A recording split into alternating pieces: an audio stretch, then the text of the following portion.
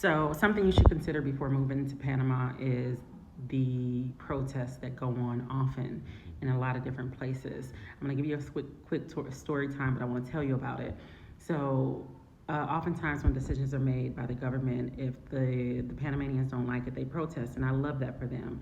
Protest anything that doesn't work in your favor. They raised the Social Security age, they protest. They were protesting fair wages for construction workers. They were protesting Donald Trump and them putting another base here. And they were also recently protesting gentrification. And this is the story time. This is in the area I live in. We didn't know they were protesting. We haven't figured out exactly where to find out. Like, it's all organized and it's always written somewhere, but we haven't found exactly where they're going to protest at all times. Like, sometimes we know, sometimes we don't. We didn't know this protest was going on. So that restaurant that I love called Del Campo, in my original video, I said I wasn't filming the neighborhood because it was a little bit rough. What I didn't know is apparently they plan on putting people out of their businesses, putting people out of their homes, and building luxury high rises. And the people were protesting that, rightfully so. We didn't know they were protesting. We happened to look out and we were like, it's odd that it's traffic right here. They block traffic when they do it.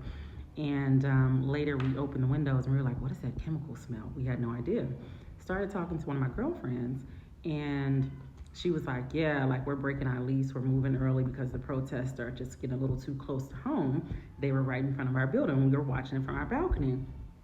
And we realized that's the day that traffic was backed up and we smelled the chemical smell. She was like, yeah, we saw the police throwing tear gas. And so it kind of dawned on us like, oh my gosh, that was tear gas when we opened our windows. So the protests are very organized in a way, but can sometimes get out of hand.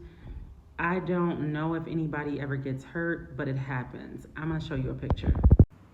So this is a picture of a protest that happened recently, and you can see the tear gas, people breaking up. Most of the time, we are told that they're gonna be protesting, and this is the streets that are gonna be blocked off. I don't know what happened in our neighborhood, why we didn't find out about that, but yeah, like, the protests are something to consider, because they protest a lot, and it happens. Okay.